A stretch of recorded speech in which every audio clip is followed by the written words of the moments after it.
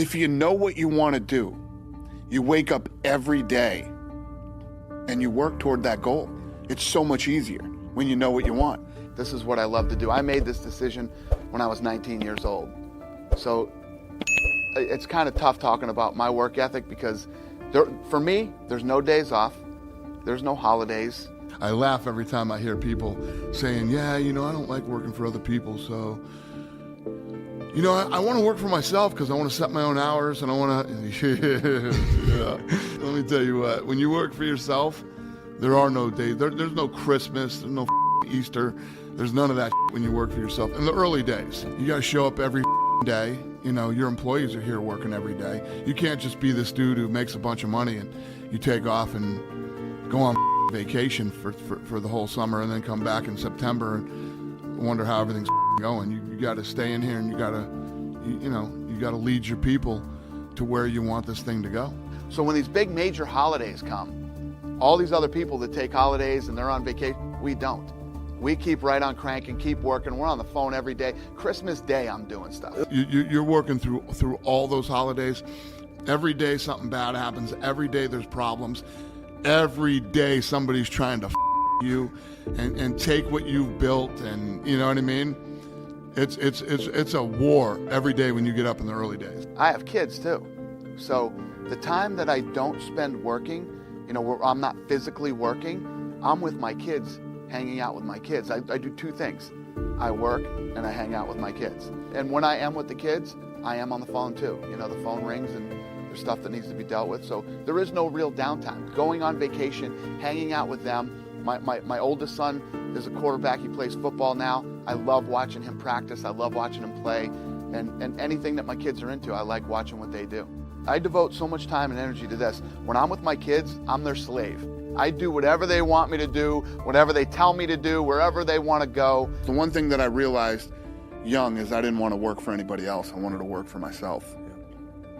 So I knew that you have to become an entrepreneur and you have to start your own business. I also knew that I was young enough that if things didn't work out, I could always go back and pave roads and be a bellman at a hotel and things like that. That job was always going to be available.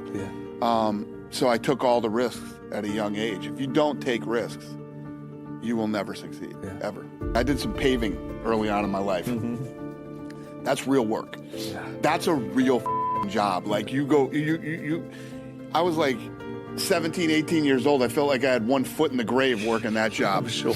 And I knew I didn't want to do that for the rest of my life. People always ask me, how do you do this and how do you have to do it? I mean, it's when you're building a business like the UFC or any other business, you have to work, and it never gets easier. I had a hardcore upbringing, My mother used to tell me that I was gonna be just like my father and not amount to anything and things like that, and I was gonna be pumping gas into my friends' cars. I wouldn't say that I was always ambitious. When I was a kid, I was your typical kid, and then my mother, she worked a lot, wasn't around, so me and my sister were home a lot alone. We had to clean the house and do all the stuff that you have to do when you're a kid. But one of the things I think about growing up alone is, there's a lot of stuff that you have to learn on your own. I love all these young people who are trying to do something, entrepreneurial anything I can ever do to help, I love it. We all make mistakes. People are going to make mistakes, and when you make the mistakes, it's how you handle yourself after you make that mistake. Do you come clean? Are you honest? Do you say, listen, I messed up and I made a mistake. We're all humans, man. We're going to make mistakes. It's how you handle yourself after you make that mistake. But once you get to a certain level of success, you have to keep your hands on the wheel and you have to keep...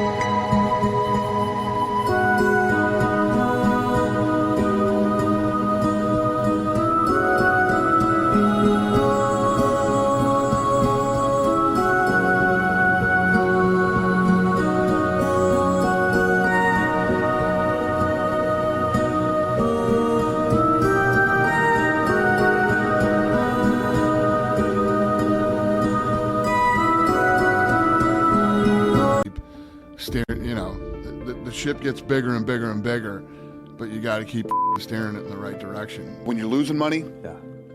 everybody wants to point the finger at whose fault it is. And then when it turns around and you start making money, everybody wants to say it's me, me, me. And then you start having differences in opinions, and you see all these great things break up because of ego. Yeah. It's so true, and it's one of the things that I always say, you know, loyalty and not forgetting what you thought and where you were and when you started, you know, is so important in business. And if you believe in what you're doing and you believe and you truly love what you're doing, you know, you don't let anything get in your way. I mean, there's so many things that can derail you on your coming. Number one, the first and foremost is your ego. Ego and that type of stuff ruins some of the greatest products, some of the greatest businesses, some of the greatest friendships, bands, and it's just completely unnecessary. There's so many different ways that you could get sideways with your partners, like me and the Fertitta brothers. We never allowed that to happen. You know, we're as close now as we were back then, and that's the major key to success. There was never any infighting over any of that stuff. So, you know, it needed all three of us to do what we did and to build it into what it is today. It's so silly.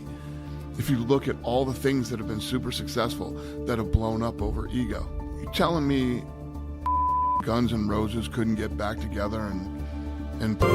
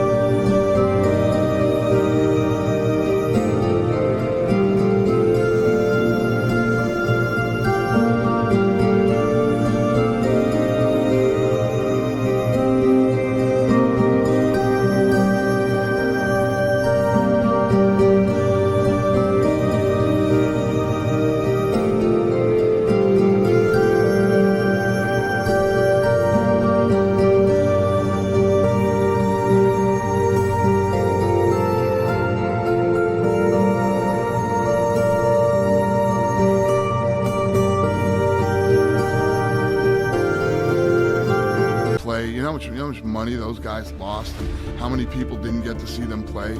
It's all because of ego, you know? Do you really hate these guys that bad?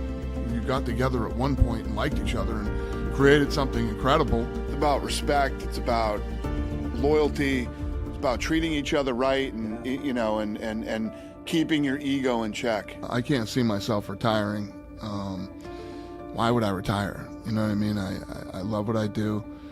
Fly all over the world, stay in the nicest hotels, eat in the best restaurants, and have the best seats in the world for the greatest fights on earth. It was fun, actually. When I look back on all that stuff now and I think about, you know, we talk about it all the time. We talk about a lot of the stuff from the old days, and this is just a completely different world now, man. This place was crazy. But first of all, I'm obviously 20 years older than I was when we started this thing, so I was a lunatic in the early days. And when you're building something like this, you that has to be your mindset. You have to remember, you know, you're doing what you love to do, and remember why you got into this and how it all started and who did what, and, you know. I love breaking records. I love, you know, taking the sport and the business to new levels. and this is what it's all about for me. Everything that encompasses this event, I'm excited about. It's always about the belt. One of the things that people don't realize until they get it. One, you know, the money comes once the belt comes. Yes. And the belt is the key to open everything. Your entire life changes once you are the UFC heavyweight champion. Oh. There's a lot of that goes on for me, you know, on fight night. You know, we have tons of sponsors that come back to my room, people that I have to, you know, take care of that night. You know, you want to make sure you want to show everybody a great time. And then, you know, the production has to be perfect. The fights have to be great. It's incredible. I mean, if you think about it, all the fights and all the titles and all the belts that I've slapped around places, you know, it's such a huge honor. The one thing that I can always say that I was very lucky is I always knew what I wanted to do.